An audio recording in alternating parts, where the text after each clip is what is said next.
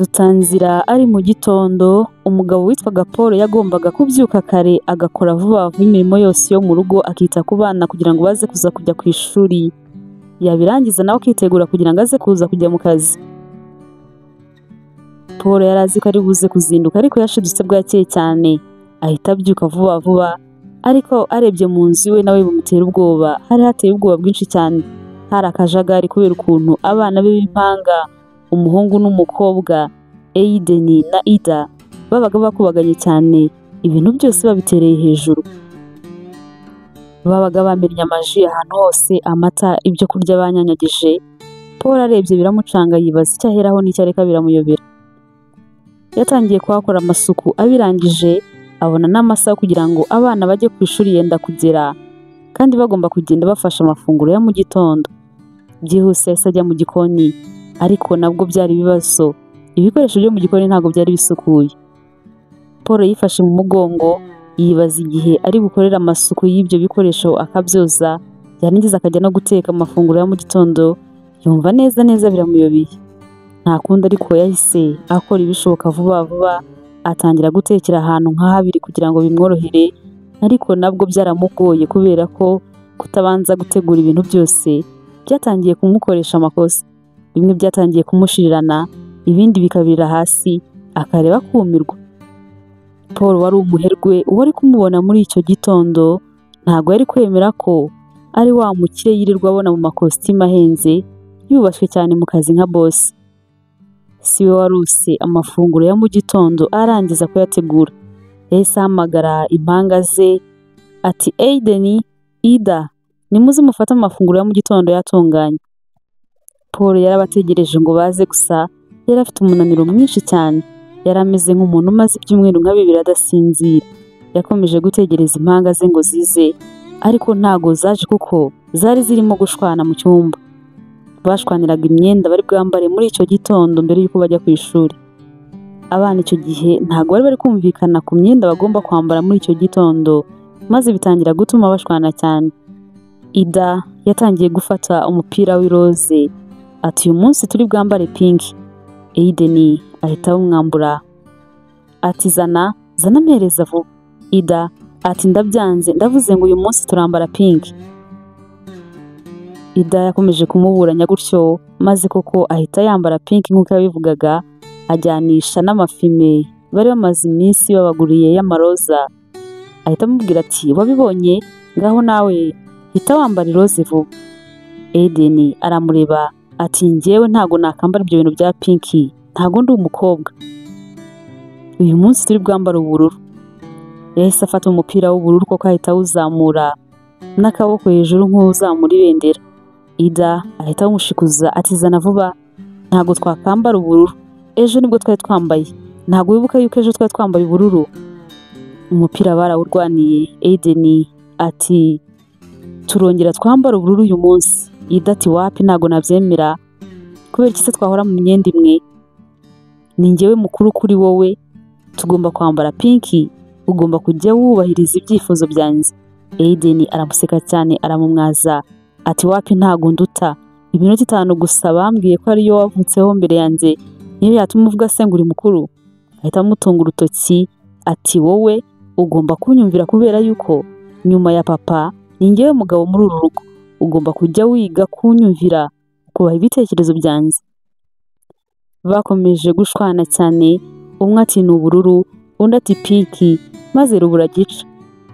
Abana bari barabahaye amabwiriza yuko bagomba kuzajya bambara imyenda isa, niyo mpamvu nyine bakomezaga gushwana, buri umwe agira ngo mugenzi we yubahirize icyifuzo cye, maze bambara imyenda isa babone kugenda. Papa wawe yakomeje kumva abana bari mu gushwanira mu cyumba, yumva n'ibyo barimo, ahita abasanga arababwira ati ariko ubwo murimo murashwana mu biki? Imyenda mugiye guhita mukuramo mukajya ku ishuri irimo gutuma mushwana? Gaho buri wese niyambara ibyo ashaka, ariko muze mugire vuba vuba mudakererwa. Buri wese koko yambaye nk'uko abishaka, baraza ubundi batangira gufata amafunguro ya mu gitondo. Bakimara gutangira gufungura ariko bahise batangira gucira, bati dadi birasharira, n'ukuri byashiriye, harimo n'umunyu mwinshi, birasharira cyane ntago twabishobora. nawe yahise akoramo arumva yumva ukuntu koko nta muntu watinyuka kurya ibintu nk'ibyo, arabihanganisha ati ntacyo ngaho nimwinywera icyayi mbahereze n'umugati. Abana banyweye icyayi ariko nacyo kirabananira, nubwo abana bakunda isukari ariko iyo irimo yarabananiye burundu, neza neza bumva ntago bayinywa kubera ukuntu yari nyinshi cyane. Paul rwose nta kintu na kimwe yari azi cyerekeranye n'ibyo guteka, noneho ariko akubitiraho no kubikora yihuta cyane, abona yabizambije cyane.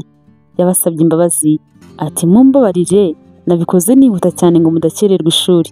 Rero mwabana mwe murabibona neza ko dukeneye umukozi udufasha kugira ngo mujye murya ibintu bimeze neza, kuko we yazajya bafite umwanya uhagije wo kubitunganya. Muzihangane undi uzaza ntumuzamunanize, muzitonde. Abana bahise bamubwira bati rega umutantine uramuzana akatubuza kwikinira, akatubuza amahoro, akadukubita, akatubangamira, rwose dadi birutwa nuko yaba adahari. Papa wabo ati ntago ababuza gukina nta nubwo babangamira, ahubwo namwe ntago mworoshye murakubagana cyane. Ngaho nimuhumure, nzagerageza kubashakira umuzima witonda, namwe muzamubera abana beza. Abana be nubwo bashwanaga cyane ariko byari bimwe bya cyana, ubundi barakundanaga cyane. Bahise bongorerana ngo nawe naza azahita agenda tuzakora ibishoboka byose, bahita bamwirukana atazatubuza kwikinira, akazagerwa natubangamira akadukubita. Bamaze kubivuga bahita barebana baraseka. Papa wabo arabibona arababaza ati muvuze ngo iki? Aiden ati turavuze ngo ubu ngubu uyu mutanti n'aba ahari ntago tuba tugiye ku ishuri nta kintu dufashe. Papa wabo ati nibyo rwose, iyaba ahari yari kuba yabateguriye neza cyane, afite n'umwanya uhagije. Nizeye ko noneho muzikosora mukaba abana beza. Paul yahise yibuka yuko agomba gukarabya abana kugira ngo nyine bahite bagenda. Kubategura byagombaga kumufata iminota myinshi nyine kuko bari babiri. Yashidutse imodoka ibatwara ku ishuri, hageze irabategereza hafi no kubasiga. Bahise bagenda birukanka, yibuka ko atabasokoje, abirukanka inyuma n'igisokozo abasokoreza mu modoka. Paul yarebye ibyo bintu aravuga ati uko bimeze kose nkeneye uwundi mukozi rwose. Bamaze kugenda nawe ahita agenda ajya mu rugo, abona ukuntu ibintu byose bimeze, abona atari buhasiga uko nguko, akora ibishoboka ubundi ahita yitegura aragenda. Icyo gihe yageze mu kazi saa 3, yagezeyo ariko ananiwe cyane, yicara mu ntebe nk'umuntu umaranye umunaniro igihe kinini cyane. Sekreteri we witwaga Linda bari bamaranye igihe kinini, yahise aza aramusuza aramubwira ngo abakiriya bari buhure nabo saa 7 babyimuriye mu cyumweru gitaha, kuko bagize impamvu zitunguranye zatumye batari buze. Paul ibyo bintu byaramushimishije cyane, arishima ati mbega ibintu byiza, Imana ishimwe, ndananiwe cyane ku buryo guhura nabo numvaga ntari buze kuza kubishobora. Linda ati boss mushobora kuba mufite ibibazo n'ukuri bitaboroheye, kandi n'ukuri Paul kuko ndabona unaniwe cyane, ese na n'ubu ntago murabona umukozi? Paul aramusubiza ati ntawe turabona ariko ndamukeneye kandi cyane. Linda noneho nkeneye umuntu ufite experience mu bintu byo kurera abana, byibuze uzahamara nk'ukwezi. Nuko akomeza kumubwira ati ndarushye cyane, ndumva ngiye nko gupfa. Niyo yaza akahamara ukwezi kumwe gusa, byibuze nabanduhutseho. Linda ati ukwezi kumwe? Ubwo si ukwezi kumwe ko kurumva yaba hamaze igihe, njyewe ndumva ari guto cyane. Paul ati ntago ari guto kuko n'ababasha kukumara ni bake cyane. Sinzi niba ikibazo ari abana banjye bakobagana cyane cyangwa se niba ikibazo ari abakozi mba nazanye badashobotse, ntago mbizi pe. Gusa nta mukozi nshobora kumarana n'icyumweru kandi ubona abana batahirirwa baba bagiye ku ishuri. Akomeza amubwira ati shakira umuntu, ariko umuntu umukurangira aba muzi neza, aba ari umuntu ukunda abana kandi wanabanye nabo cyane. Linda aramubwira ati hari umuntu mise ntekereza ariko sinzi niba ku kazi yakemera. Paul ati mbabarira niba ubona yandirira abana neza umumumagarire kuko umushahara wose ari bunsabe ndibuze kuza kuwumuha. Nkeneye umuntu wita kuri bare y'abana banjye, akita no ku rugo rwanjye mu gihe ntahari. kugira ngo byibuze nanjye mbone ukuntu nduhuka kuko numva ngiye nko gusara. Linda yahise atangira kumuserereza atareka ahari n'indi gihe ngo ugire umukobwa mukundana. Paul yumvise Linda atangiye kuzana ibyo bintu by'inkundo ati sohoka Linda, wibagiwe ko ndi boss wawe, nta mukobwa dukundana nkeneye. Linda ati ubwo ntangiye kuzana iby'inkundo ndabizi nanabizira, kanigendere ngo uhamagarire uwo muntu twumve yuko abyemera. Paul ati mbabarira ukora uko ushoboye kose umuhamagare ubimubwire kandi ubimwemeze, naho iby'inkundo byo nyine urabizi ko ntagishaka no kubitekereza. Yasigaye yibaza ati hari umuntu ubaho wabasha gushyira abana banjye ku murongo bakaba abana bazima? Ese hari umuntu wabasha kumvikana na bariya abana banjye bakabana neza bakamarana n'igihe? Simbizi pe. Uko yibazaga ibyo byose niko Linda nawe yararimo asohoka kugira ngo ahamagare umudamu w'inshuti ye witwaga Mado. Uwo mudamu witwaga Mado yashakaga guhamagara icyo gihe yari wenyine mu nzu n'agahinda kenshi cyane. Agahinda yari afite si uko yari yicaye wenyine ntawe barimo kuganira, ahubwo ni amagambo yahoraga amugaruka mu matwi yamubabazaga. Hagarukagamo amagambo mabi agira ati igiti kitagira imbuto cyonona ubutaka gusa, ikigega kirimo ubusa kidafite icyo kimaze nawe niko umeze, umugore wo mu rugo udafite ikintu na kimwe amaze, uracyakora iki mu rugo rw'umuhungu wanjye niba utabasha kumuha akana? Mado ayo magambo yahoraga amusonera mu matwi, nta minsi n'ibiri yashiraga atabwiwe amagambo nk'ayo ngayo amukomeretsa, ndetse akaniyongeraho n'andi amukomeretsa kurushaho. Ako kanya fone yahise isona, arebye abona umuntu umuhamagaye ni inshuti ye Linda. Inshuti ye baganiraga akamubwira agahinda ke kose. Yahise amwitaba n'ibyishimo byinshi cyane barasuhuzanya. Linda aramubaza ati Mado, mbwira uracyashaka akazi? Boss wanjye ashaka umutantine uzajya yita ku bana be akita no ku rugo rwe mu gihe adahari. Umushahara uri hejuru cyane, uzajya ukora utaha ntugire ikibazo na kimwe ku rugo rwawe, kandi nyine nk'uko mbikubwiye umushahara uzawishimira cyane. Mado ati Linda, iby'umushahara byo rwose wikirirwa ubitindaho, niyo bampemba make nta kibazo kuko akazi ko ndagakeneye cyane ako ariko kose. Nkeneye ikintu kinkura muri uru rugo nkahumeka akayaga ko hanze. Linda ati nakubeshye nari nzi ko utakemera akazi ko mu rugo Mado, kubera nyine amashuri wize. Mado ati ibyo by'amashuri bireke inshuti yanjye, icyo nkeneye ni ikinkura ahangaha muri uru rugo. Linda ati ntacyo bitwaye niba ubyishimiye, gusa abana uzaba uje kurera ntago boroshye sinkubeshye, barakubagana cyane, ngira ngo ahari baranaguruka, bizagusaba kwihangana kugira ngo ubashe kubana nabo. Baracyari bato bafite imyaka 6 gusa, bagize ibyago byo kubura mama wabo bakiri batoya. Ubu ubona byarabananiye kwakira kurerwa n'undi muntu utari mama wabo. Abakozi bose bagiyeyo ntago bajya bashobokana, bahita bigendera kuko papa wabo yashyizeho n'itegeko ko nta muntu ugomba kumukubitira abana. Rero kubatesha umutwe gutyo kandi nta n'ikindi kintu babakoraho, uwakoze bahita avuza induru, papa wabo yanabimenya bikaba ibintu bikomeye cyane, bahitamo guhita bigendera kubera yuko gushobokana nabo rwose ntago byoroshye. Nuko akomeza kumubwira ati ntibyoroshye Mado, nk'ubu ngubu mu mezi 6 amaze kuvayo abakozi bagera ku 10, ubundi papa wabo akabareka burundu akabyikorera, ariko nawe biramunanira ntago biba bimworoheye. Si ukugukura umutima no kugutera ubwoba, ahubwo ni ukuguteguza ngo ube wiga n'uburyo uzakoresha kugira ngo ubashe kubana nabo. Nizeye ko uzagerageza ukamara wowe wenda igihe kinini. Mado ati nzagerageza uko nshoboye kose kuko ako kazi ndagakeneye cyane Linda. Linda ati urakoze kubyemera. Twagiye mu by'akazi ariko nibagirwa kukubaza amakuru yawe. Amakuru yawe ubundi bite? Umugabo wawe na nyoko bukwe baracyaguteza ibibazo? Mado ati inshuti yanjye, ubu ngubu byabaye bibi kurushaho. Ntibahwema kumpimba amazina kuntuka, bakambwira ngo ndi igiti kitagira imbuto, mbese ibyanjye ni birebire cyane. Bisa nkaho mabukwe ambwira ibyo yishakiye byose, akambwira ibimbabaza byose kugira ngo ankomeretse, mfate umwanzuro wo kwirukana nigendere. Ariko nanjye ndihangana, ntago nabimwemerera kuva mu rugo rwanjye. Linda ati hanganisha, umugabo wawe Marite se kumva ibyo byose ukorerwa na nyoko bukwe akumva n'ayo magambo yose bakubwira agukomeretsa bivugaho iki?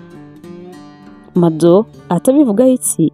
Ntacyo bivugaho, ahubwo nawe aransonga cyane ngo ntacyo maze usibye kwirirwa murira amafaranga, ngo kandi njyewe nta kintu na kimwe nshobora gutanga muri uru rugo. Ako kazi ninkabona nibura nzajya nkirirwaho, ntahe nkora ibyo hano mu rugo nimugoroba bwije mpite niryamira, mu gitondo nzinduke nigendera nanone. Nzajya ndyama naniwe cyane mpite nsinzira, nta mwanya nzongera kubona wo gutekereza cyane, kandi n'uriya mukecuru wirirwa yanzengereje hano nta hantu na hamwe azongera kunkura. Linda ati Mado, sanzwe nzi ko wihangana, komeza wihangane kandi igihe kimwe n'ukuri njyewe nzi ko Imana izakugirira neza. Mado yahise amubwira ati ngaho mbwira ko twibagiwe kubivugaho ubundi ibyo ngibyo, ubundi akazi kazajya gatangira asange karangire sangahe? Linda ati kuko nari nibagiye kubikubwira, ubundi gatangira saa 12 za mu gitondo bagataha saa 9 z'umugoroba, hari icyo bizagutwara? Mado ati ibyo ngibyo ntacyo bintwaye, nubwo nyine ndimo kumva amasaha ari menshi cyane ariko nta kibazo. Umugabo wanjye n'ubundi iyo ageze mu rugo karahagera saa 3 z'ijoro, ubundi akazinduka mu gitondo saa 11:15 akaba aragiye. Rero urumva ko nta kibazo, kereka wenda nimba mubwira akabyanga, ariko kubera ukuntu amaze iminsi anyurira amafaranga ye nzi ko atari buze kuza kubyanga. Linda ahita amusezeraho ati reka nsubire mu kazi k'abandi, turaza kuza gusubira umbwire ibyo umugabo wawe Marite yavuze, niba yabyemeye cyangwa se niba yabyanze. Batarakupa ariko nyirabukwe yatangiye kumuhamagara ati Mado, ariko muko uba wibereye kuri telefone ugahera mu gitondo ukageza izi saha, ubwo nta soni koko? Nuko akomeza no kumutonganya amubwira ati ariko ubundi ubwo igihe umuntu aba yahereye aguhamagara ntago uba wumvise, enda ngwino mesere iyi myenda. Linda wari utarakupa ataha Mado, ndumva bitoroshye. Mado ahita amubwira ati bye sha reka ngende turaza kuza gusubira. Nuko bahita bakupa, Mado ahita agenda asaba imbabazi ati mumbabarire ntago nari numvise. Umukecuru ahita amuhereza imyenda myinshi cyane yarazanye ati ngaho mesi imyenda yanjye, ubu ngubu imyaka 7 umaze aha ngaha, iyo warabashije kubyara utwuzukuru twanjye ntago twari kuba dutangiye gukura tumesera. Ngahe rero akira yimese nta kundi byagenda. Mado kumumesera kuri we ntago byari ikibazo, ariko ukuntu yamuherezaga imyenda amutegeka anamucyurira ko atabyaye nibyo byamubazaga cyane. Yari imyenda myinshi cyane ariko ntago yigeze abyinubira, yahise ayifata ngo ajye kuyimesa. Nyirabukwe biramubabaza kubona amuzaniye imyenda ingana gutyo kandi nawe yararangije kumesa atabizaniye rimwe, ariko akabona nta yandi magambo arengejeho cyangwa se kubyinubira, nabyo akumva bimuteye umujinya. Yaraje aje kumwiyenzaho ariko abona Mado nta kibazo cye, yahise atangira gushaka ibindi bintu amubwira. Ahita amubwira ati mbere y'uko umesa iyo myenda fata amazi ubanze untekere amazi yo kunywa kuri gazi yanyu. Nuko aramubwira ati yateke, ngiye kuzana akabido uri buze kuza kuyashyiramo, mba nanga gucana imbabura, ubundi kubera iki nateka amazi yo kunywa ku mbabura kandi mufite gaze? Naba nshana imbabura yo gutekaho amazi gusa kubera iki? Ntekera ndaje nyatware. Mado nta rindi jambo yarengejeho, yahise atangira gushaka kumutekera amazi yo kunywa, ajya kuzana isafuriya yatekagamo. Isafuriya Mado yabaga yayitunganyije neza cyane yaka, ariko kubera kwiyenza kwa nyirabukwe no kumwereka ko ntacyo ashoboye, agiye gusukamo amazi nyirabukwe ati dore da muko, ubwo isafuriya iteka amazi isuko nguko, zana hano nkwereke, uzi ko burya uri umunyamwanda. Yahise ayimwambura ngo ari we yiyogereza, nyamara yariyenzaga cyane. Mado nta muntu n'umwe wamushaga kugira isuku, yanyujijemo utuzi ati ntureba ko noneho ikeye? Ubanza ari nayo mpamvu utabona abana ubu ngubu ntago bazishwa n'umwanda, muko jya witwararika ku isuku. Mado disi yaritondaga akanihangana cyane, iteka yamusabaga imbabazi nubwo yabaga azi ko nta kosa yakoze, akamubwira ati nzabikosora utaha mumbabarire. Umukecuru nawe bigakomeza kumurya cyane bikamutera umujinya, kuko yabaga ashaka ngo bashwane batongane, avuge ko umukazana we yamututse, ko yamuzengereje, ariko nta kosa na rimwe yajyaga amubonaho kubera ukuntu Mado yabaga yicikeye akanavuga gusa ati mumbabarire nzabikosora, ubundi agakora ibyo amusabye gukora. Amazi yo kunywa yamusabaga kumutekera ahiye, yaramubwiye ati ngaho nterekeraho ngaho ndaje. Ahita yivugisha ati yego ko uzi ko nibagiwe kangende ndaje gatoya, kuko bari baturanye ari mu gipangu kimwe ariko inzu zabo zitareba hamwe. Yahise agenda ahita azana akandi kabido ati teka n'andi yo gushyiramo hano, hari umudamu w'inshuti yanjye yari yambwiye ngo ninzana hano ngo ntekere nawe umushyiriremo ayo kunywa nuko nabyibagiwe. Mado yararebye nuko aribaza ati ubu gaze igiye gushirira kuguteka amazi yo kunywa gusa, bayatetse aho bateka ibindi ubundi babiki. Yararebye ariko ntiyagira icyo avuga, nuko arayateka. Birangije nyirabukwe aramubwira ati ndaje mu kanya unshyirireho n'ayo koga. Ahita agenda amuzanira n'indi myenda myinshi cyane ati n'iyi ngiyi uze kuza kuyimesera nari nabyibagiwe. Amaze kugenda Mado yahise avuga ati niyo mpamvu ngomba kuva muri uru rugo kuko ntabwo ibintu nabivamo. Uyu mukecuru rwose aranzengereza cyane, umugabo wanjye kandi nawe ntaba anyoroheye, ampereza amafaranga abaze arangirira. Nk'ubu ngubu iyi gaze nishira nzabigenza gute? Kuriya mukecuru rwose ankoresha amakosa akomeye cyane, ese nzakora he amafaranga yo kugura indi? Mado ntabwo ubuzima bwari bumworoheye kubera ko nta kana yagiraga, umugabo we yamuherezaga amafaranga make cyane kandi abaze. Mado yamubwira ko ibyo azagura bitazavamo, umugabo we akamutuka aturirwa unsaba amafaranga menshi cyane yo kumaza iki? Umwana uriza se, amata y'umwana ugura ko udashoboye kubyara, kubera iki wakirirwa unsaba amafaranga kandi wowe utayakoresha ngo wite no ku bana? Ko numva ngo za pampa z'abana n'amata ngo birahenda, wowe uba unsaba amafaranga menshi ngo yamaze iki? Umugabo we yahitaga amubwira nabi cyane, agakora uko ashoboye kose ngo amukomeretse, nyamara si we wari wanze kugira umwana nk'abandi.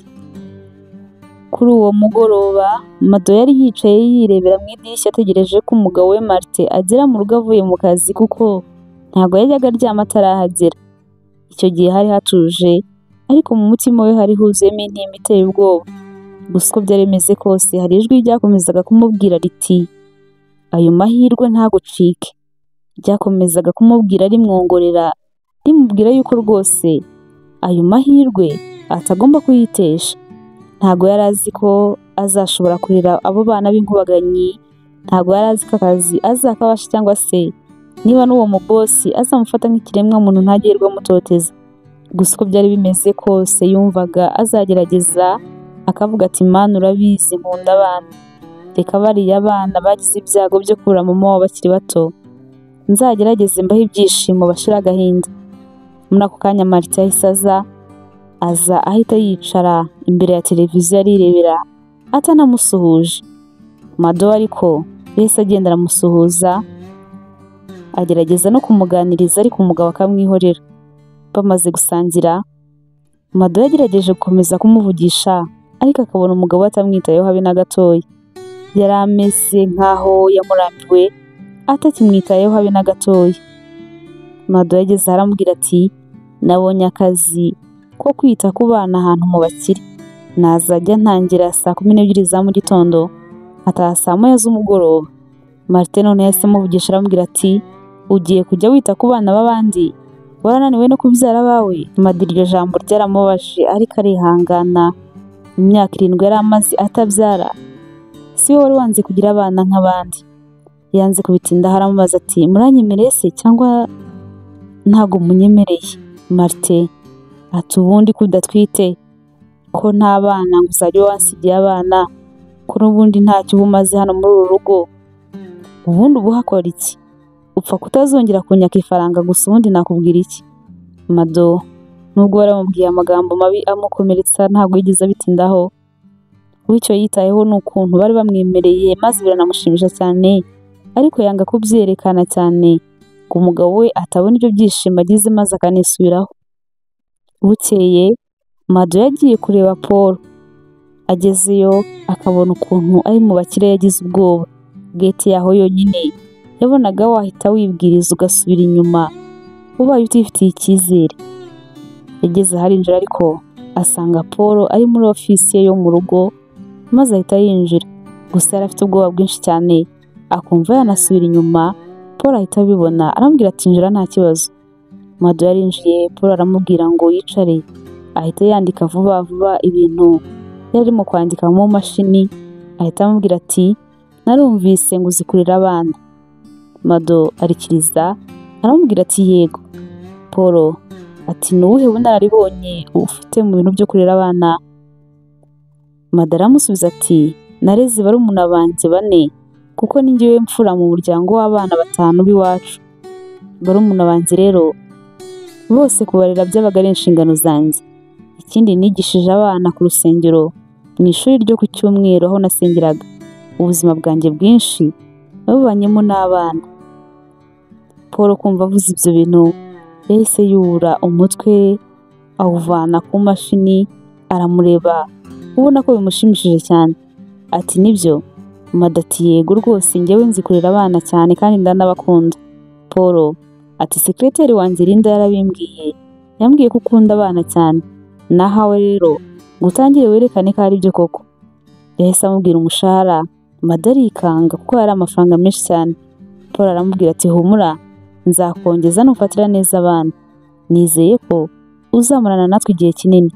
Nuko aramubwira ati amasaha y'akazi ndakeka Linda yarayakubwiye. Yahise noneho ahaguruka amutembereza inzu yose ati genda witegure uzatangira ejo mu gitondo saa 12 zuzuye uzaba uhageze. Mado aramushimira cyane aramubwira ati murakoze kandi rwose ejo kuko saa 12 nzaba mpageze. Yahise ataha, ageze mu rugo aritegura aramesa atera ipasi.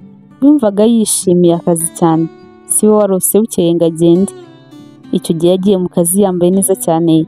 Mu gitondo agezeyo ku munsi wa mbere w'akazi yasanze impanga zabyutse kare zibereye muri salo ziteguye kureba uwo mutantine mushya papa wabo yari yababwiye yuko ari buze kuzana. Bose Aiden na Ida bari bifitiye iPad zabo mu ntoki bicariye mu ntebe nk'umwami n'umwamikazi. Mado yahise yicara iruhande rwabo abasekera abishimiye cyane arabasuhuza ati bite. Yari yiteguye ko n'abana bagiye kuza bakamusuhuza bakamuhobera, ariko abana baramwihoreye bakomeza kwirebera ibyo barebaga muri iPad zabo, ntagira n'umwe umusubiza cyangwa se ngo anahindukira arebe ku ruhande. Babifashe nkaho nta cyabaye.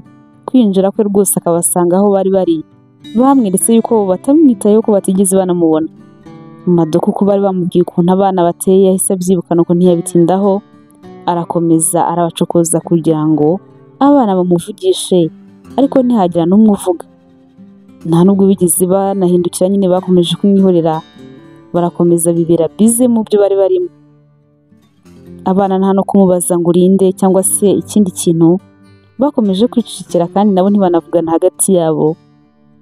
Baramwihorera ubona ko rwose bamusuzuguye cyane. Mado gukomeza kubinginga ngo bamuvugishe abonye ntacyo biri buze kuza kumumarira, maze arabihorera nawe ahita ahaguruka ngo yigire mu gikoni. Ariko amafunguro ya mu gitondo abonetse abana banze kurya. Mado yatangiye kubatereta, arabaterura, aringinga, aranegosya, arabaririmbira, arababyinira, ariko abana baramunanira neza bakamwereka ko batamushaka, ntibaseke ntibagaragaze ibyishimo na bikeya, baricecekera bakomeza kumwihorera ntihagire ijambo na rimwe bavuga. Mado byaramuyobeye yibaza ikintu agiye gukora. Umwe yahise afata amata atangira gusuka ku gipupe cye yari yarise Pichu. Ati Pichu wanjye inywera amata rata, ngaho nywa amata vuba vuba, ntabwo ubizi ko ngiye kugusiga nkajya ku ishuri mu kanya, ngaho nywa amata utaza kuza kwicwa n'inzara. Umwana yakomeje gusuka amata, maze amata arameneka ahantu hose, ari nako yanduza intebe yarahagazemo. Undi nawe ahita afata ibyo kurya bamaze kubategurira, ahita agenda binyanyagiza ahantu hose muri salo. Papa wabo yahise azana itasi y'icyayi yari arimo kunywa, maze abonye ibyo abana barimo arumirwa. Yahise atangira kubabwira nabi ati mwabana mwe muri mu biki, nk'ibi ngibi ni ibiki murimo gukora? Yarebye ahantu hose ukuntu hasa, ukuntu abana bameze, ukuntu intebe zose bazihindanyije, bamennye amata ahantu hose, babihagazemo kandi ibyo bamennye hasi ibintu binyanyagiye. Nubwo yaravuze ngo ntazagire umuntu umukubitira abana, ariko muri icyo gitondo yumvaga yabakubita. Yatangiye kwibaza ati Mado koko ubu ngubu azahamara kabiri. Yahise amureba mu maso maze abona agahita afite, aravuga ati nanjye ndimo ndavuga kabiri, ahubwo si uyu munsi bwo urira. Ubu ngubu se bano bana barava ku ishuri ahubwo basange agihari, nataha se bwo ubu ngubu ejo azagaruka, simbizi pe. Ku munsi wa mbere Mado yatashye yarwaye umutwe, akavuga ati mbega abana wa mugani warinda baranaguruka, barakubagana cyane rwose batuma umuntu asara. Yarihanganye ariko asubirayo ntiyareka akazi, ariko n'ubundi ku munsi wa kabiri asanga niko bimeze. Iminsi 3 irinda irangira ariko bikimeze. Abana ntiwabakoragaho, ntiwabakubita, reka papa wabo yakumerera nabi, kubera ko nyine yabuzaga abatantine bose kumukubitira abana. Yarababwiraga ati mujye mubakosora mu bundi buryo bushoboka, ariko mutabakubise cyangwa se ngo mubatuke cyangwa se ngo mubahutaze. Mado yakomeje kwibaza ukuntu azashobokana n'abo bana, nawe akabona rwose biragoranye cyane, ariko uko byari bimeze kose yumvaga atagomba kureka akazi. Mado ku munsi wa 4 bamaze kujya ku ishuri yatekereje neza, aravuga ati ibyo Paul avuga nibyo. Kurera umwana si ukumukubita, kumutuka, kumubwira amagambo mabi amwereka ko atagira ubwenge, ko ntacyo amaze no kumuhahamura. Ahubwo kurera umwana akanakumva nuko muba inshuti. Bisaba kuba inshuti n'umwana mugakundana kugira ngo abashe kukumva, yemere nuko umukosora igihe yakosheje.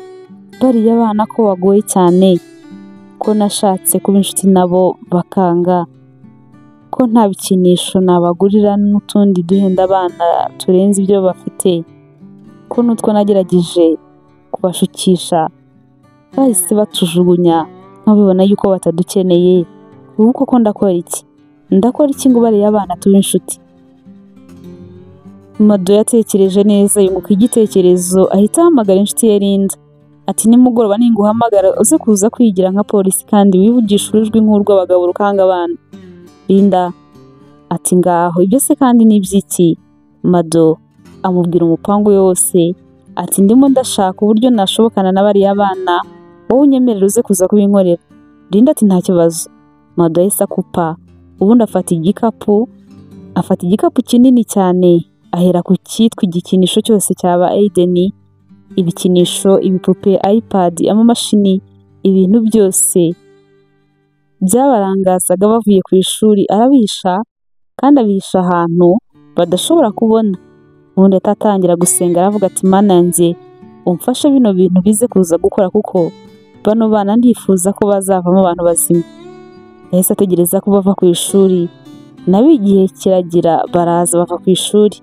Bakihagera nta nubwo bamusuhuzaga, bahitaga bajugunya ibikapu byabo n'inkweto, ubundi bakirukankira mu cyumba cyabo aho babaga babitse ibikinisho byabo. Bageze mu cyumba ariko babuze amamashini yabo, ibintu byose barabibura, batangira kurira. Umwe yatangiye kurira ati picu wanjye, undi ati njyewe se iPad zanjye ziri hehe? Abana barebye ibintu byose barabibura, bakomeza kurira cyane. Aiden ararira ati game zanjye zari mu mashini z'ibimoto, nari nazisizemo ntazirangije, nari ngiye guhita nzirangiza. Bakomeje kurira cyane, bakomeza no gushakisha ahantu hose, barashaka ariko ntihagire ikintu na kimwe babona. Aiden ati Ida, ibikinisho byacu byose buriya ntibabyibye, ngwino tujye kubaza tantine ko nta mujura yabonye aza hano.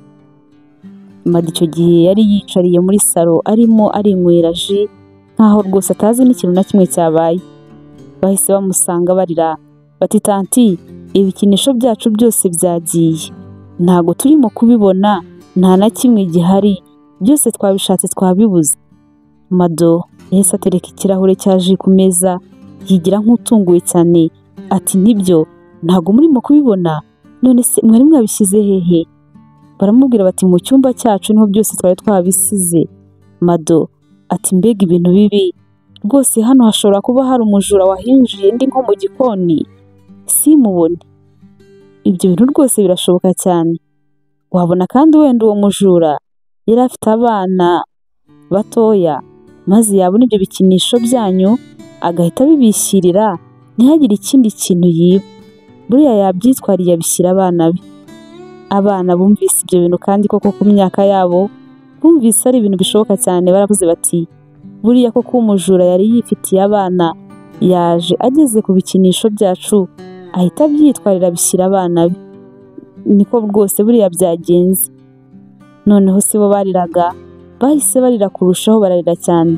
Mado arabahuza abicaza bose iruhande rwe, ageze n'abaterura arababwira ati mwihangane ni ukuri buriya ibikinisho byanyu babyibye.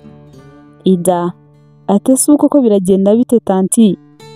Aiden nawe ati tanti duhamagare polisi badufashe ibikinisho byacu n'amamashini n'ama-iPad maze babigarure kuko ntago twabyemera, ntago twatuma uwo mujura bijyana ngo abiherane. Mado ati guhamagara polisi? Bose murabona polisi koko yaza? Bati nibyo tanti, hamagara polisi baze bashaka uwo mujura tugarurira ibintu byacu. Mado yahise ababwira ati ibintu nyamara murimo kuvuga nibyo, reka koko duhamagare polisi. Yahise afata fone yandika vuba vuba message yandikira Linda ati ngiye kuguhamagara kuri ya gahunda ya polisi. Amaze kohereza message yahise noneho amuhamagara, ahita avuga ati hello officer, nitwa Mado, mpamagaye kugira ngo mbabwire ikibazo twagize cy'abajura, ibikinisho, amamashini, bababwira ibintu byose byabuze. Maze aravuga ati ibyo bintu byose maze kubabwira n'iby'impanga zacu turimo gukeka ko byibwe. Nuko akomeza avuga ati abana bahangayitse cyane, ese mwakohereza umuntu uza hano akareba uko bimeze akanadufasha kugira ngo uwo mujura aboneke agarure ibyo bintu byacu? Linda ko yarazi umupango we ahita amubwira ati aka kanya ntago byakunda, dufite kese nyinshi zihutirwa, tuzaza mu cyumweru gitaha nibwo tuzabageraho. Mado kuko yari yashyize loudspeaker abana bumva ibyo urimo kuvugana byose bahita baririra icyarimwe bati icyumweru gitaha, icyumweru cyose ntago nazaba ntarabona picu wanjye. Mado nawe yahise yigira nkaho bimubabaje cyane ati rwose afande, icyumweru cyose cyaba ari cyinshi cyane kuko natwe birihutirwa cyane. Linda ati murihangana, reka tubanze dufashe abahamagaye imbere yanyu, namwe muzakurikiraho. Nuko nyine ahita amukupa. Abana bizingiye kuri Mado bati tanti biragenda gute ikindi cyumweru? Reka rwose icyumweru ni cyinshi cyane kandi ngiye ntago nshaka kubangurira ibindi bikinisho, ndashaka picu wanjye, hamagara papa nawe umubwire ukuntu byagenze, ntago twabyemera.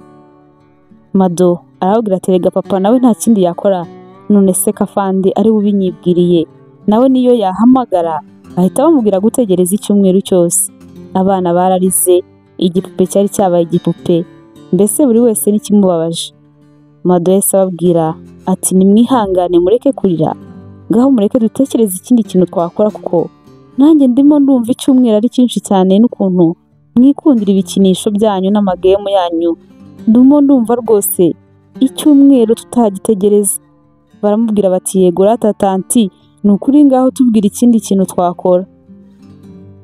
Mado yakomeje gutekereza cyane ngo ababwire ikindi kintu bakora, ageze aravuga ati mube muretse, nyamara ntetse negeze kumva hari ikintu kikubita hasi, buriya wenda si uwo mujura wari ugiye kubitwara wikanze akikanga hari umuntu umwumvise agahita abisiga akirukanka. Nuko baramubaza bati nibyo se koko wabyumvise?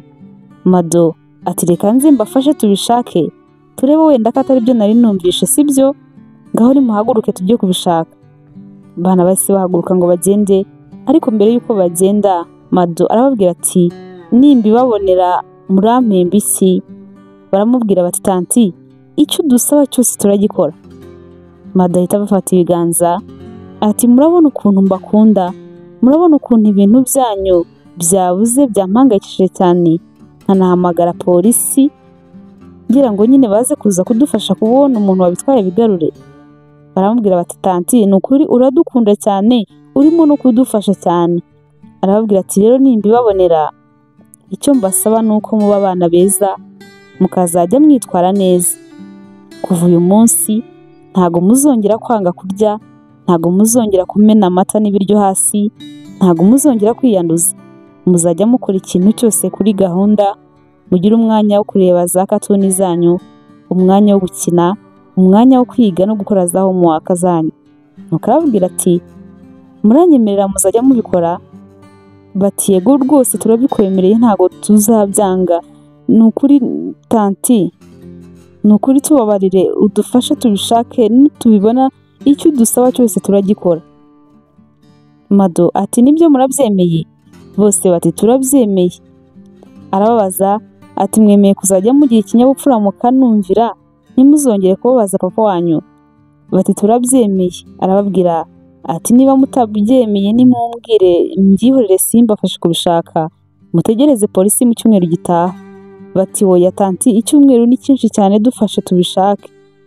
Yahise ababwira ati ngaho rero dutandukane buri wese anyure ukwe, nihagira ubibona mbere aduhamagare twese tuzi. Baratandukanye koko, Mado agenda yerekeza aho yari yabishyize, ariko abanza kwitinza ngo batamuvumbura. Hashize akanya arabahamagara ati Aiden, Ida, ndabibonye. Abana baje biruka bahita babona igikapu kinini cyane imbere ye, kuko baramuhobera cyane, bahita batangira guhoberana bose wa batatu. Bahita bafungura igikapu vuba vuba n'amatsiko menshi ngo barebe ko byose birimo. Ida ati mana we tanti, uzi ko kuko birimo? Aiden nawe ati mana wanjye we ndebera byose birahari. Barongeye baramuhobera cyane, bakomeza no kumushimira cyane. Bati tanti ni umuntu mwiza, uranadukunda cyane, utuboneye ibintu byacu twari twabuze, kuko umujura yaragiye kubitwara. Bakavuga bati koko umujura yari yabishyize hamwe ngo abyibe yigendere, yaragiye kubitwara pe. Mado ati yego kuko yaragiye kubitwara, ahubwo kubera yuko umujura buriya yageze hano akabibona akabona ahantu biri, ashobora kuzagaruka kubyiba, mujye mureka mbibabikire. Barabyemera bati nibyo, ujye ubitubikira ubiduhe tugiye kubikoresha, ubundi nituzajya turangiza tujye duhita tubigusubiza ubibike, batazongera gushaka kubyiba.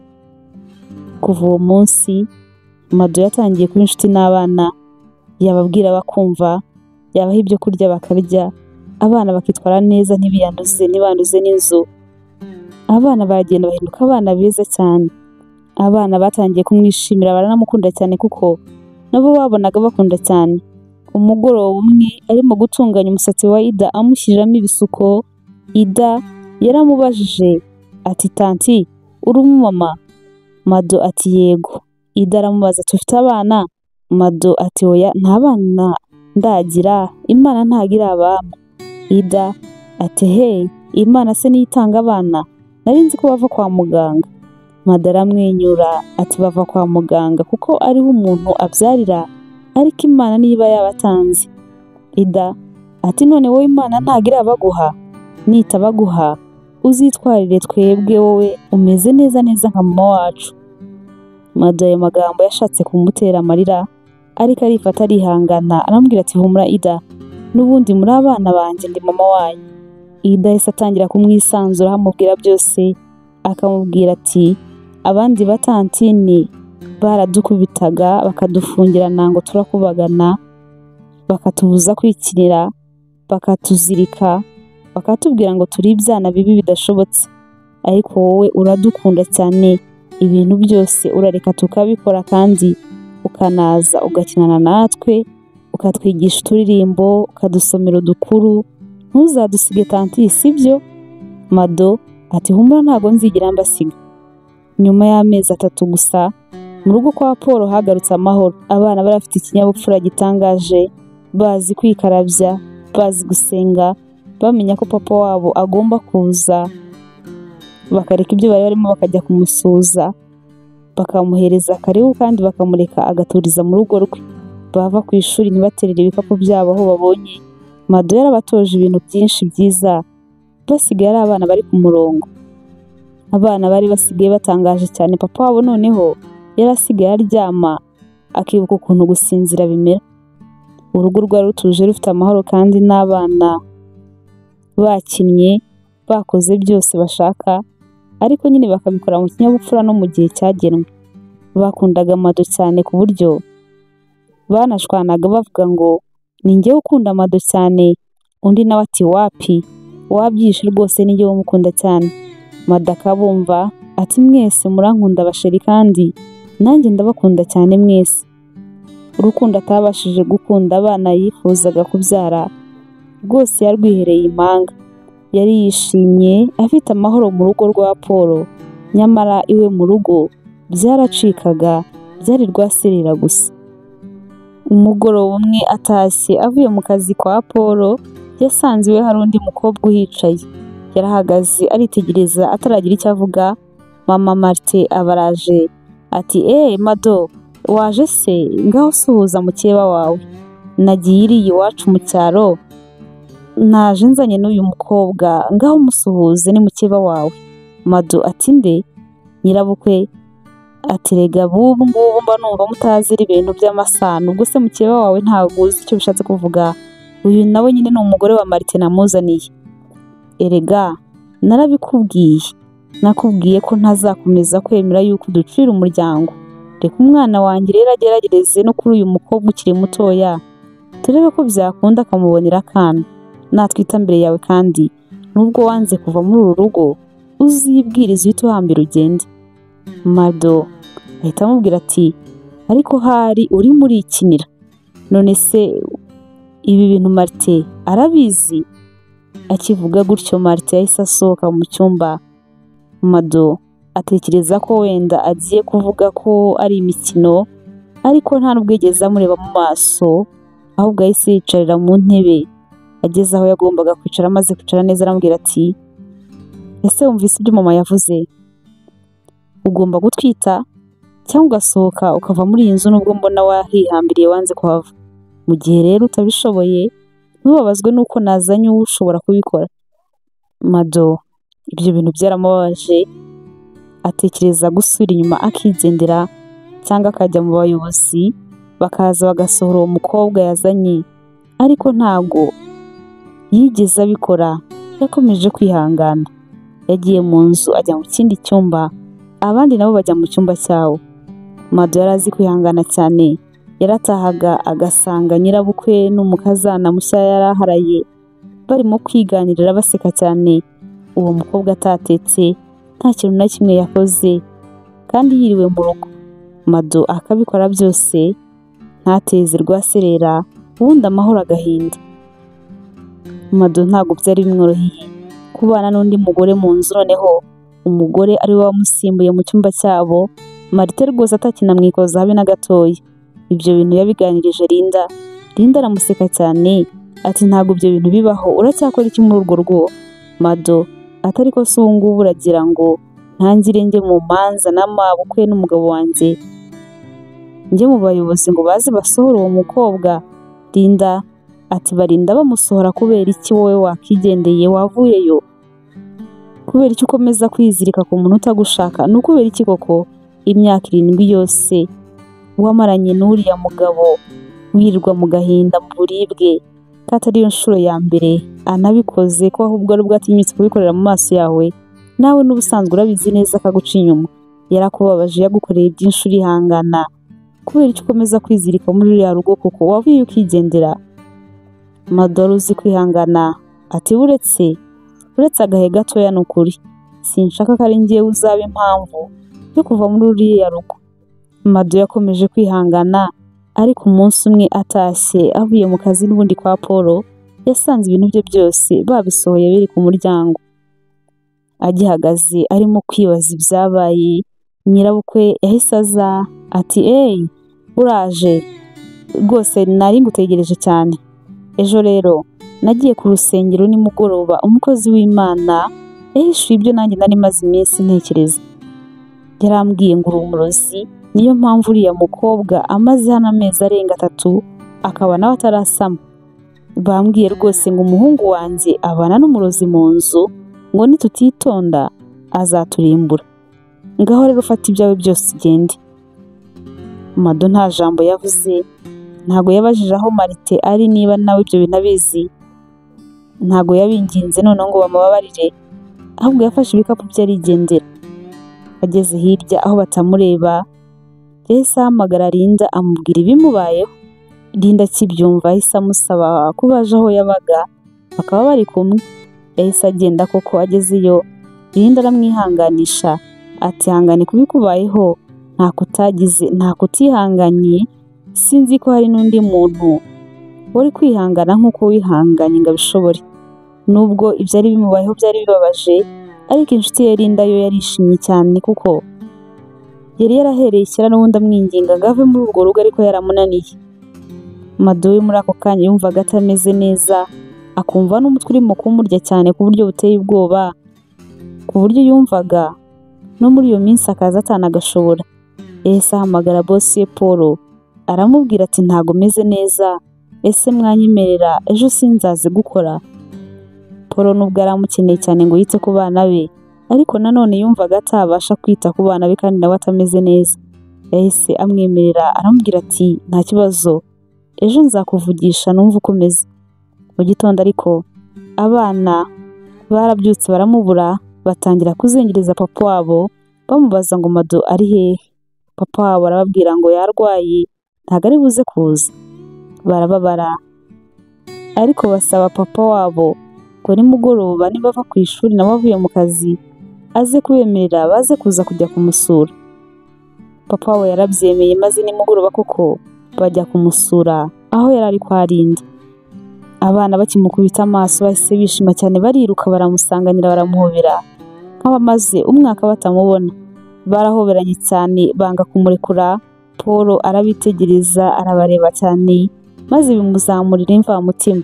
Kuva abana babura mama wabo nibwo bwa mbere bari bongeye kugira undi muntu bishimira gutya. Batangiye kumubaza niba yakize, arababwira ati norohewe meze neza nta kibazo. Abana barishima baramubwira ngo papa yari yavuze ngo urarwaye, twari twagize ubwoba, twagize ngo urarembye cyane. Arababwira ati muhumure rero, ubu ngubu umeze neza, mwebwe mumeze mute? Bahise bavugira icyarimwe ngo tanti twebwe turashonje. Baramubwira ngo ibyo baduhaye byatunaniye, ni wowe udutekera ibiryo biryoshye. Mado ati murashaka ko mbatekera? Biterera hejuru ngo yego tanti, turashaka kurya ibyo watetse biba biryoshye cyane. Bahise bajya mu gikoni kuko yari azi ibyo bakunda cyane, arabibatekera ariko abatekera ibintu bitari butinde. Abana batangiye kurya bishimye cyane kuko bigaragara ko bashonje cyane. Icyo gihe Paul yahise abwira Mado atari ko bano bana uzi ko batakemera ko hari undi muntu ukuvugisha. Paul kandi nawe washakaga kumuvugisha cyane yahise amubwira yuko akeneye ko nawe yaza bakaganira, ubundi abana nabo basigara barimo gufata amafunguro yabo. Linda aba ari we ubasanga ngo babe bari kumwe, ubundi Paul na Mado nabo bagenda kuganira. Bari kumwe baganira, Paul yaramubwiye ati Mado wihangane ku byakubayeho byose kandi humura, turahari ku bwawe. Mado nawe aramushimira aramubwira ngo urakoze. Paul ahita amureba akamubaza ati ubu ngubu urimo urapanga iki? Urimo urateganya gusaba agatanya? Ese ubu ngubu noneho ugiye gutangira kubana na Linda cyangwa ugiye gushaka inzu yawe? Mado aramusubiza ati by'agatanya nabitangiye, naraye mpamagaye wari umugabo wanjye Marite mbimubwiraho, arambwira ngo ndimo ndamukerereza, ngo ndimo ndamutindira cyane rwose. Rero turashaka kubyihutisha cyane bikava mu nzira kuko nanjye ndumva maze kunanirwa. Nakomeje kwizirika ariko ndabona ari umwanzuro wo kugira ngo ntandukane nawe rwose. Ku bigendanye naho kuba rero ntago nzakomeza kubana na Linda, nuko narindi hano gusa kugira ngo nduhukeho gatoya, nshake n'inzu nitonze. Hano mpari icyumweru kimwe gusa, nikirangira nzatangira kwibana. Paul ati niko bimeze, niba ari uko urimo kubiteganya rero njyewe ndumva atari ngombwa kujya kwibana mu nzu yawe wenyine. Kuki se utaza ukajya uba mu rugo iwacu, ntiwishyure inzu, ntiwishyure transport, ntiwishyure ibyo kurya n'ibindi n'ibindi. Uzi impamvu ariko ndimo kubitekereza, ayo mafaranga yose wakoresha muri ibyo bintu ndumva wayazigama akazakugirira akamaro mu minsi iri imbere, kubera ko akazi ko mu rugo nubwo urimo kugakora muri iki gihe, ndabizi neza yuko utazakomeza kugakora ubuzima bwawe bwose. Mado ati ibyo uvuga nibyo, ariko numvise bavuga ko kuva mwatangira kurera bariya bana mwenyine mutajya mukoresha umukozi uhaguma. Paul ati buvuge neza wica ku ruhande.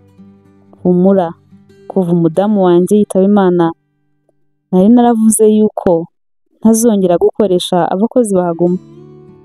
Umudamu wanjye yitabye Imana bariya bana bafite imyaka 4 n'igice, kuko numvaga bamaze gukura, numvaga ntacyo bitwaye gukoresha umukozi utaha, cyane ko n'ubundi ataha ibintu byose bisa nkaho byarangiye. Gusa Mado, kuri wowe biratandukanye cyane kuko bariya bana baragukunda cyane, nawe urabizi neza kundusha kuko niyo ugiye gutaha basigara barira batifuza ko wagenda. Bitekerezeho, niba wumva wabyemera uzambwire. Bwari bumaze kwira, yahise ajya kureba abana ngo baze batahe. Abana ariko baramubwira ngo ntago bashaka gutaha, barashaka kurara.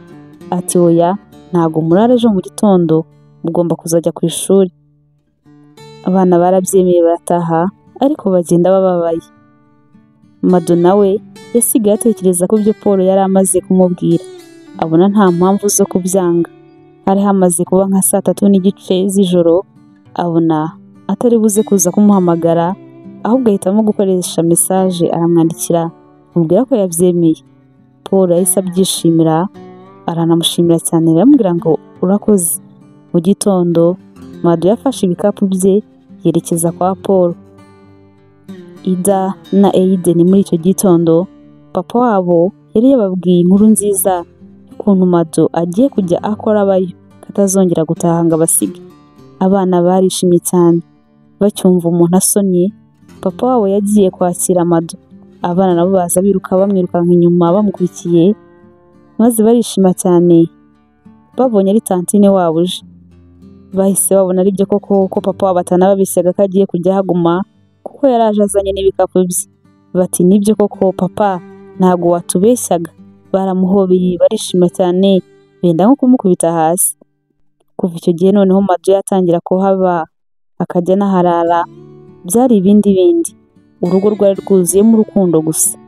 Abana bari bameze neza, akabakoresha homework.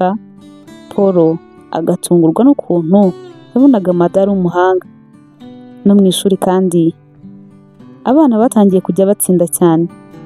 Abarimu bose bakibaza icyabaye ku bana bikabayobera. Gusa Paul niwe wari uzi ibanga, yari azi ko byose nyine abikesha Mado wari usigaye wita ku bana be cyane.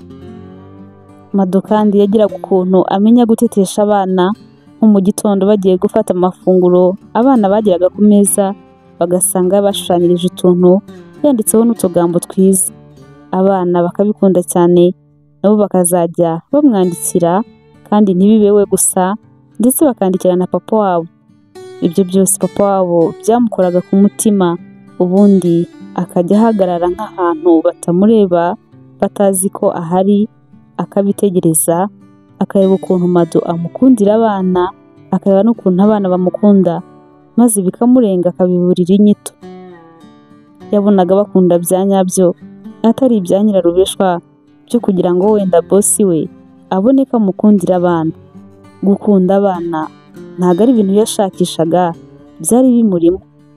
Paul yakomeje kubyibaza akavuga ati ariko se nk'ubu ngubu uriya mukobwa abaye ari ibintu aba yigira kugira ngo mbone yuko ari umuntu mwiza unankundira abana, wenda hari iyindi mipanga afite. Byabaye ngombwa ko Paul ashyiramo na kamera, ariko noneho nibwo yabonye ko abakunda cyane kurenza n'uko ahubwo we yabitekerezaga. Byinshi n'ibyo atabonaga, yabonye umukobwa amukundira abana birenze. Ibyo byose byatumaga ashimira Imana, ariko akanasaba Imana ngo ntazigera ahinduka. Iminsi yarisunitse, Mado aza no kubona Gatanya, biramushimisha cyane.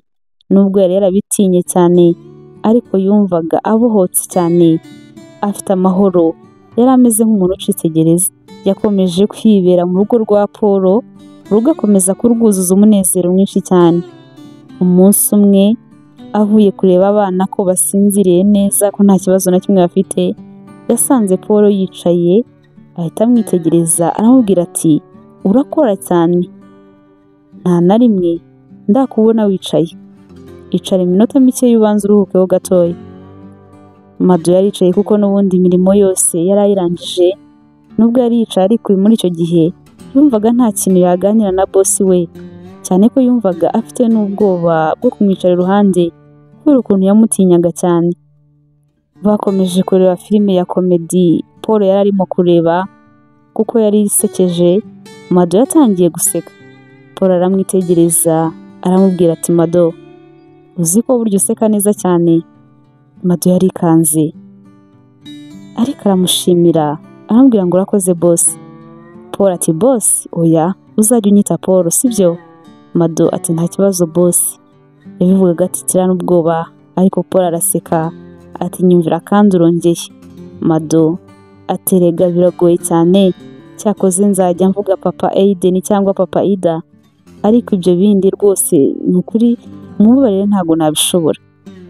Bose baracecetse bakomeza kwirebera filime, ariko mu guceceka kwabo Mado yumvaga wagira ngo Paul arimo kumwitegereza cyane, yumva bitangiye no kumubangamira. Ahindukiye Paul ahise amufata akaboko maze bahita barebana. Paul aramubaza ati ko mbona kuba turi kumwe wagira ngo byakujije amahoro, kubera icyo untinya? Mado ati hoya ntabwo ngutinya, nuko nyine mba mbona kwicarana namwe gutya ari amakosa mba nakoze. Paul ati hoya nta kosa ufite rwose, ikindi kandi ni njye wabigusabye. Mado yarebaga ukuntu Paul amufashe akaboko, ukuntu amuvugisha, ukuntu amureba, ubwoba bukamwica. Yabona ibyo bintu byose akabona hari icyo bishaka kuvuga, nubwo Paul atatoboraga ngo abivuge. Mado ubwoba bwakomeje kwiyongera ahita amusezera aramubwira ati hari ibyo nari ntararangiza gutunganya reka ngende. Kumubwira gutyo kandi Paul wabonaga yatwawe cyane afite nk'ibintu arimo kwitekerereza, yahise yikanga nkaho atarari hafi aho ku buryo atari yumvise n'ibyo avuze akabanza kumusubirishamo. Yamaze kugenda Paul asigara aho ngaho, asigara ariko nawe arimo gutekereza cyane. Hashize akanya ahita azimya televiziyo ajya kuryama. Mado nawe yari yagiye n'ubwoba bwinshi cyane, umutima utera cyane nk'aho ari ingoma barimo kuvuza. Mu minsi yakurikiyeho yatangiye kumwihonza cyane, ntiyemere ko banahuza amaso. Paul akabibona, akabona ko Mado asigaye yarahindutse cyane, ko atagishaka no kumuvugisha. Iyo yabagaje bari nko ku meza kandi Mado yatangiraga gucangamukirwa, akabivangavanga mu cyayi akabashyizemo umunyu, bikivanga gutekereza neza bikanga neza burundu. Yatangiye kugerageza kubihisha, ariko Paul yakomezaga kubibona ko umukobwa bisigaye bimucanga cyane. Umugoroba umwe n'ubundi Paul yamusabye ko baganira. Paul aramubwira ati maze iminsi ngerageza kwirengagiza ibintu, ariko ndabona maze gutsindwa, sinkibashije kubihisha. Sinzi igihe byatangiriye mu by'ukuri, ariko nzi neza ko bitazigera bihagarara. Uwo mugoroba noneho Paul yabwiye Mado ko amukunda cyane, amusaba ko yakemera bagakundana. Mado yari abizi ko Paul ashobora kuba amukunda, yarabikekaga cyane, ariko kubimubwira ntago yari azi ko biri buze kuza kumutera ubwoba nk'ubwo byamuteye. Yumvise agize ubwoba bwinshi cyane, aramushimira ati warakoze kunkunda. Paul amubaza niba we atamukunda ku buryo bakikundanira, ariko Mado aramubwira ati gukunda umuntu ni kimwe no gukundana ni ikindi. Paul atushatse kuvuga iki Mado? Mado aramubwira ati ariko ibyo ndimo kuvuga birumvikana Paul. Mado yari yabuze uko abivuga, ariko nawe yageze aho amubwira ko amukunda. Paul arishima cyane, ashimishwa cyane nuko Mado nawe amukunda. Ati nibyo kuko nanjye nabibonaga nkanabikeka, ariko nari ntarabyemeza. Nawe warakoze cyane kunkunda, noneho by'akarusho ukankundira n'abana. Mado ati ibi bintu ariko ni ubusazi. Paul araseka ati ntacyo bitwaye, ubwo twembi twasariye hamwe, ariko humura kuba naragukunze nawe ukankunda, ndumva nta kibazo kibirimo. Bakomeje kuganira, Mado aramubwira ati ariko nubwo ngukunda ntabwo dushobora gukundana. None se ko abantu bakundana hari ibyo bapanga kuzageraho, nk'ubu ngubu urukundo rwacu twaba dufite iyihe ntego koko? Byaba bizatumarira iki? Paul amubwira aho urukundo rwabo rwaba ruganisha, ko bibaye byiza bazana abana akamubera umugore nawe akamubera umugabo. Mado ati ibyo ngibyo rero ntabwo byashoboka, urumva ko nta n'impamvu zo gukundana. Paul ati kubera iki se? Mado aramubwira ati ikibazo nawe urakizi Paul, wikijijisha. Paul ati mbwira nubwo urimo kunshanga, kubera iki njye nawe tutakundana? Kubera iki wumva ko urukundo rwanjye nawe rutaganisha kuzabana tugakora ubukwe nk'umugore n'umugabo?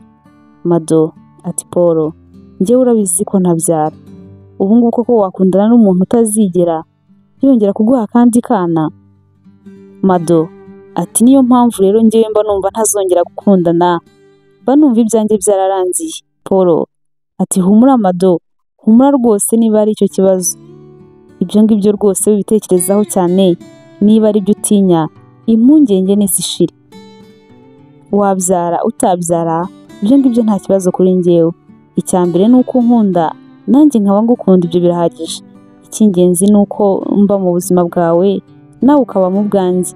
Mado ati mu mwanya, ibi bintu mbanze mbitekerezeho neza.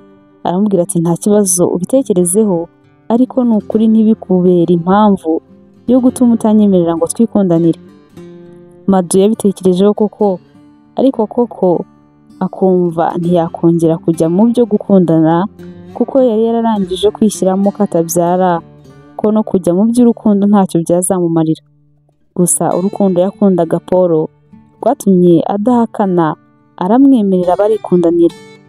Barakundanaga ariko bagakundana mu ibanga rikomeye cyane. Mu rugo bakaba ari umukoresha n'umukozi, nta bindi. Kereka iyo abana babaga bamaze gusinzira, nibwo bakundaga kujya mu busitani bakaganira gatoya, nabo hashira akanya bakajya kuryama. Nta bintu byinshi bajyagamo byo kwishimisha. Bari abantu babiri bakuru biyubashye, bagerageza gukundana mu ibanga. Ntabwo byari byoroshye cyane ko Ida na Aiden nabo babaga babacungira hafi nk'abakorera inzego zishinzwe iperereza. Barabikekaga ko abana baba babacunga, kuko hari nk'igihe babaga bicaye barimo kuganira, bakajya kubona bakabona amarido aranyeganyize, nta muyaga, nta kindi kintu, bakibaza ibibaye bikabayobera. Umunsi umwe Paul yavuye ku kazi azamuzaniye ururabo n'impano. Aramubwira ati amezi 8 tumaze dukundana mu ibanga, ndabona hageze ngo tubishyire ku mugaragaro n'abana bacu babimenye. Mado aramwemerera, maze muri uwo mugoroba barabahamagara, baricara bose. Papa wabo ababwira ko hari ikintu gikomeye cyane ashaka kubabwira. Abana bamuteze amatwi, arababwira ngo we na Mado barakundana. Bategereje kumva icyo abana babivugaho, kuko bari bacecetse cyane. Paul atangira kugira ubwoba ko abana batari bubyishimire. Hashize akanya ariko abana bararebanye, bahita bishima cyane, baravuga ngo turabizi. Paul ati murabizi? Mubizi gute? Ida ati turabizi ko mukundana. Hari igihe twari turimo gukina kwihisha, njyewe na Aiden, maze nihisha mu marido, uramubwira ngo uramukunda, ngo yatumye uru rugo rumera nka paradizo. Baraseka, ariko Mado aramubwira ati Ida, sinababujije kumviriza abantu bakuru. Ida ati ni ukuri ntabwo nari ndimo kubumviriza, twari turimo gukina kwihisha, kandi iyo mva mu irido nkirukanka ngo ntabumva, Aiden yari guhita mbona, mumbabarire ni ukuri. Mado kumva disi abana barahindutse basigaye bazi no gusaba imbabazi biramushimisha, ahita amuhobera ati humura ni ukuri nta kibazo. Abana bahise babyishimira cyane, maze Paul biramutungura cyane. Ntabwo yari azi ko biri bubashimishije gutyo, nubwo yari asanzwe abizi neza ko bakunda Mado. Nyuma y'igihe gito babwiye abana ko bakundana, n'abandi bantu batangiye kubimenya, kuko ntabwo bari bakishira, ntabwo bari bagikundana mu ibanga.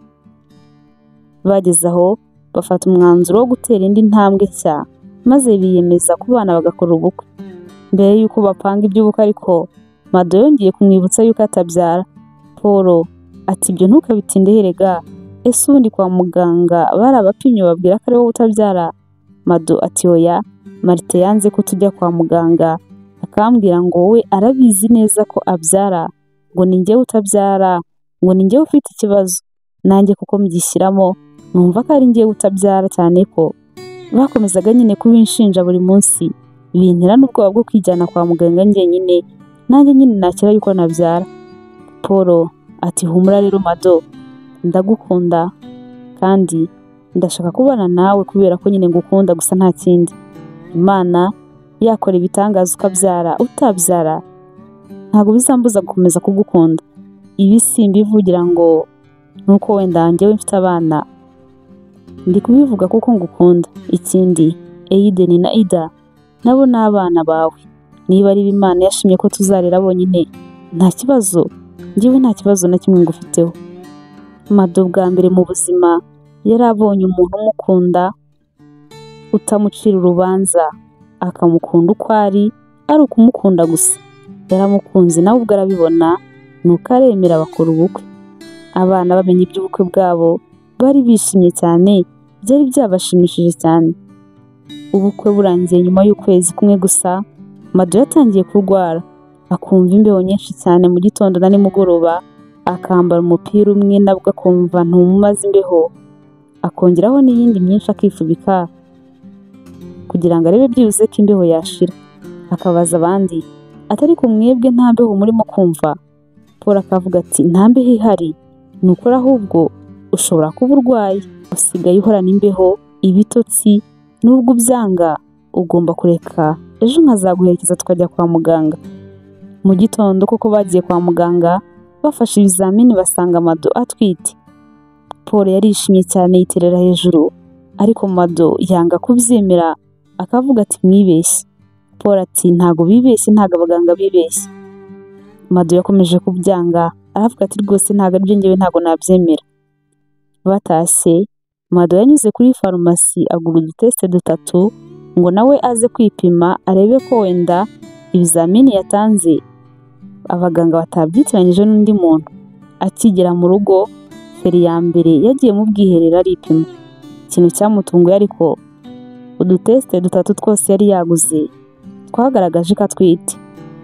Yicaye hasi ashima Imana, akavuga ati Mana uri igitangaza, imyaka 7 namaranye na Marite, ntukwa, ntotezwa, nitwe ingumba, umurozi n'ibindi byinshi. Nyuma y'ukwezi kumwe gusa ndi kumwe na Paul, unkoreye ibitangaza, ndasamye. Shimwa Mana ko nkuriyeho igisuzuguriro. Mado noneho yahise agenda, nuko twose ahita twereka Paul yishimye cyane. Paul nawe akomeza kumufasha kwishima, aterega n'ubwo bari banze kubyemera, njyewe nari nabyemeye. Bakomeje gushima Imana cyane kuko iyo nkuru yari inkuru nziza cyane batari bigeze banateganya kumva mu kwezi kumwe gusa bakoze ubukwe. Mu minsi yakurikiyeho, inda yatangiye kuba nkuru kwa muganga, bakamubwira ko umwana ameze neza mu nda kandi ko arimo no gukura neza cyane. Impanga nazo zaje kumenya ko atwite, maze birazishimisha cyane. Ida akamubwira ngo uzabyara agakobwa, Aiden nawe ati uzabyara umuhungu. Ida agahita amukora ku nda, agasuhuza akana ati hey baby, nitwa Ida, ni njyewe big sister wawe. Aiden nawe akagasuhuza, akakabwira ati ni njyewe brother wawe, papa wabo. Bikamushimisha ukuntu yabonaga abana bishimiye kuzakira undi muvandimwe wabo, ariko akababwira ati yaba umukobwa cyangwa se umuhungu, uzaza wese muzamwishimire. Abana bakishima cyane, ubundi batangira gutegereza murumuna wabo n'ubwuzu bwinshi cyane. Mado yajya gutegura icyumba cy'umwana bakamufasha, maze igihe kiza no kugera arabyara, abyara umuhungu, bose birabashimisha. Mado ku munsi wo kubyara yararize, yarebaga umwana we akavuga ati ntibishoboka, ibi bintu ntabwo bishoboka. Ibyishimo byaramwishe, ntabwo yumvaga ibyo bintu arimo kubyiyumvisha. Kubona umwana we ariko ntabwo byigeze bituma adakomeza gukunda za mpanga. Usibye abari basanzwe babizi, mu bandi bantu nta n'umwe wamenyaga ko bose atari abana yibyariye. Abana nabo bakomeje kumukunda cyane, bakomeza kumubera umugisha. Yari mama wabo kandi bakundaga n'umwana yabyaye cyane, bamukundaga ku buryo butangaje. Iminsi yakomeje kwicuma, n'umwana babyaye arakura, kandi hagati ye na Paul urukundo rwari rukiri rwose. Rimwe bari mu rugo we na Paul, bababwiye yuko hari umuntu bashaka witwa Marite. Icyo gihe kandi Mado yari atwite inda ya 2. Mado yamaze kumva iryo zina abwira Paul ati wowe wahoze ari umugabo wanjye ntidutume yinjira. Paul ati oya sibyo nibamurekazi. Baramuretse araza azarananutse yarabaye nabi cyane. Atangira gusaba imbabazi Mado ati twaraguhemukiye cyane, twagukoreye byinshi bibi, twaragututse, twaraguhohoteye, tuguhimba amazina tuguhora ngo nuko utabyara, nyamara ni njyewe wari ikibazo, ni njyewe utarabyaraga. Reba uratwite kandi kuva wagenda amaze gutandukana n'abagore 3 bose byanga. Aramubwira ati nageze aho njya kwa muganga bambwira yuko ari njye ufite ikibazo kandi ko mfite ikibazo gikomeye cyane kubera yuko bambwiye ko ari n'ibintu bitakosoka. Nari nje hano gusaba imbabazi, wabaye umugore w'intwari, witonda, wubaha. Mado sinzi ukuntu nakuvuga, mbabarira n'ukuri ndakwinginze. Mado ati narakubabariye. Martin ati urakoze kumbabarira. Gusa Mado mama wanjye ari mu bitaro, ararwaye, ararembye, ameze nabi cyane. Yansabye ngo mugusabira imbabazi, ariko nawe nubibasha ngo uzajye ku bitaro aho arwariye azi kwisabire muri kumwe amaso ku maso. Mado ati nta kibazo kandi ndumva nta n'impamvu zo kujya ku bitaro, mubwire yuko namubabariye. Martin yahise agenda. Amaze kugenda Mado ati njyewe musanga ku bitaro aramenye rwose sinajyayo, maze nimvayo agahita apfa bazavuge ngo ni njyewe umwishe dore ko banyise umurozi. Paul ati ibyo ngibyo se ninde wabivuga kandi bamaze kugusaba imbabazi? Nyamara njyewe ndumva ukwiriye kujyayo, uzajya rwose nzanaguherekeza mu buhore byibuze, niba nenda no gutaha azitahire neza. Buriya arumva nta mahoro afite ataragusaba imbabazi amaso ku maso. Erega nubwo yagukomerekeje akakubabaza cyane ntukajye umurakarira, kuko kuba yarakubereye mubi cyane nibyo byakugejeje hano.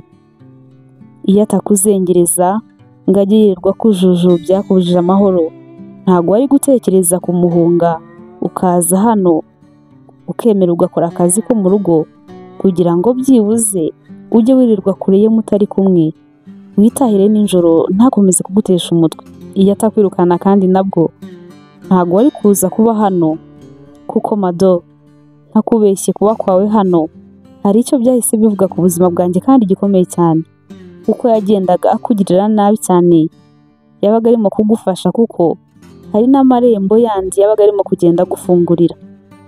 Mado yabitekerejeho abona nibyo koko, abona nta impamvu zo gukomeza kumurakarira kubera ukuntu yahoraga ashima Imana ko yamugejeje kwa Paul akabasha kubana nawe n'abana be, kubera ukuntu bari baramubereye umugisha. Bukeye koko Paul yaramuherekeje bajya kwa muganga. Basanze mama Martin arembye cyane ariko akibasha kuvuga. Yabonye Mado aje arishima, nubwo yababazwaga n'umubiri ariko byaramushimishije cyane. Yamusabye imbabazi ko yamubereye mubi kandi ubundi mabukwe aba agomba kukubera nk'umubyeyi. Amusaba imbabazi, arangije aranamushimira cyane ko ari we mukazana wihangana yagize mu buzima. Aramubwira ati nari mubi cyane, nari umugome, nari inyamaswa, nanjye narakabyaga rwose, gusa wowe warihanganye cyane wabaye intwari. Ariko abakurikiyeho abaje bose nyuma yawe bankoreye ibintu bikomeye cyane, nibwo nahise mbona ko ufite itandukaniro n'abandi bantu. Nihaye kubakorera nk'ibyo nagukoreraga, abahereza imyenda ngo bayimese, imyenda myinshi cyane kandi mbategeka nta nabibasabye, maze nabo bakayakira ariko bakayinsubiza bayipfubije, basizemo insenda, bayikoreye ibintu bibi cyane ku buryo bakomeje kujya bankorera ibintu byinshi bibi ntabasha kugusobanurira muri aka kanya ngo wowe bashe kubyumva. Ibaze ko hari n'abanshiye kwa Martin, sinemererwe no kongera kuhakandagiza ikirenge. Najya nkenera Martin akanyisangira mu rugo akaza kundeba. Yamubwiye byinshi bamukoreraga ariko aramubwira ati ubu ngubu simbarenganya kuko nabona basabye n'imbabazi, byose ni njyewe wabiteye, nuko gusa nari mbikubwiye ngo umenye ko ngushimira umutima mwiza wawe. Mado uri umuntu mwiza, ntabwo nkeka ko hari uwundi muntu umeze ku isi nkawe. Ntabwo nabasha gusubiza ibihe inyuma ngo twongere tubane nkubere mwiza, ariko gusa nyine umenye ko ngushimira cyane. Mado yamubwiye yuko amubabariye ariko anamubaza akabazo k'amatsiko ati koko cya gihe unyirukana ku rusengero bari bakubwiye ngo ndi umurozi? Umukecuru ati Shwida, narakubeshyaga ngo ukunde uhave kuko nari narabuze ikihagukura, kuko nashatse kukwirukana kuva kera, ariko ukomeza kwizirika urihangana. Rero fata umwanzuro wo kubikora kuriya, umbabarire mwana wanjye.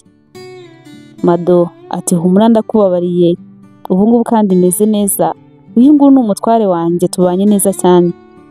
Mama Marite akora mu kiganza Paul ati uzamfatire neza umwana, uzamukunda umukundwakazi, uzamutoneshe, umwibagize agahinda kose twamuteye mwana wanjye. Aramubwira ati Paul, niba utabizi iyi ngiyi ni zahabu wifitiye. Zahabu rero iyo umuntu ayifite arayibungabunga akayifata neza cyane kugira ngo atayibura cyangwa se atazagira uyimwambura. Nanjye sinari mbizi, ndabimenya ari uko agiye. Wowe rero dore kubw'amahirwe ubimenye kare. Paul ati humura nzamufata neza cyane rwose ntugire impungenge. Bamusezeyo barataha, maze bukeye mu gitondo bumva ngo umukecuru yitabye Imana.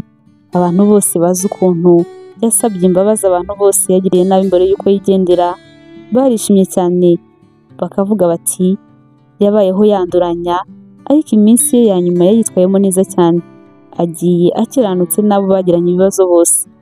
Mado na Paul bagiye no kumuherekeza, kandi nabo bashimishwa nuko bemeye kujya kumureba bakanamubabarira. Mado yarebaga ukuntu umugabo we amukunda cyane n'ukuntu amuba hafi igihe cyose, akabishimira Imana akavuga ati abirirwa bantaka ngo ndi umuntu mwiza, nuko baba batarabona Paul, we nta nubwo babona n'icyo bamugereranya nacyo. Agakomeza agasaba Imana ngo izamuhe gukomeza kumukunda no kumukundira abana. Paul nawe wari ufite ubwoba bwo kutazazana umugore wa kabiri, atinya ko yazamufatira abana nabi, ubwoba bwari bwarashize. Mado aragenda amukundira abana cyane ku buryo nta na rimwe yari yarigeze anarota mu nzozi ko hari umuntu wamukundira abana gutyo. Si abana gusa kandi yakundaga, kuko na Paul yaramukundaga cyane. Ntabwo yari azi ko azongera gukundwa ngo nawe yongere gukunda nk'uko byari bimeze muri icyo gihe. Mado yari azi kwita ku bo akunda kandi akabikora adategereje gushimwa. Urukundo rwari ruri murimo si ibintu yashakishaga, we yarakundaga gusa nta kindi. Yari azi kuryoshya ubuzima bw'abantu abana nabo. Ese nawe nuko bimeze? Ujya ugerageza kwita ku bo ukunda ukabaryohereza ubuzima? Sinzi niba namwe ari uko bimeze, ariko urukundo ni rwiza cyane, ntacyarusimbura, kandi mpora namwe iteka mbifuriza gukunda namwe mugakundwa. Mwakoze cyane kubana natwe. Aha ni inkuru yacu y'urukundo rwa Paul na Mado tuyisoreje uyu munsi. Mado yanyuze muri byinshi bitari bimworoheye, gusa ntabwo yari azi ko urugo yagiyemo ari nk'ubuhungiro ahunga nyirabukwe wamuzengerezaga ruzamubera umugisha. Abana nabo yagiye kurera bamubwira ko nta muntu bapfa kumarana kabiri, nubwo byamucanze bigitangira, ariko baje kumukunda cyane ntibajye bifuza yuko anataha. Ese wowe abana bawe cyangwa se abana mubana mubanye mute? Ese urabahahamura? Ese urabatuka ukababwira yuko ntacyo bamaze, ko nta bwenge bagira? Ese urabakubita cyane, cyangwa se ugerageza kubabera inshuti mugakundana ukabumva nabo bakakumva? Ababishora mudusangiza ibitekerezo byanyu muri komenti, mutubwire byinshi kuri iyi nkuru. Nkomeje gushimira mwebwe mwese mukomeje kubana natwe, Imana ibahe umugisha. Nshimiye mwebwe mwese mwamaze gukora subscribe, kandi nabisabira n'abatarayikora kugira ngo bayikore, kubera yuko ari umusanzu wanyu ukomeye cyane. Abasharinga ku bandi bantu ngo nabo bumve izi nkuru zacu, namwe ndabashimiye cyane. Abarayikinga namwe mukunda ibyo dukora, namwe nkomeje kubashimira mbikuye ku mutima. Nshimiye kandi by'umwihariko abantu mwandika komenti n'inkuru mutaranayumva. Ibaza ariko icyo kintu kubera icyizere n'urukundo dufitiye, ugahera kuri komenti n'inkuru utaranayumva. Muraba agaciro cyane, kandi Imana igikomeza kubaha umugisha. Reka dusubikire ahangaha rero. Imana ikomeze kubarinda no kubaha umugisha mu byo mukora byose. Ndabakunda cyane cyane. Mwari kumwe na Nema.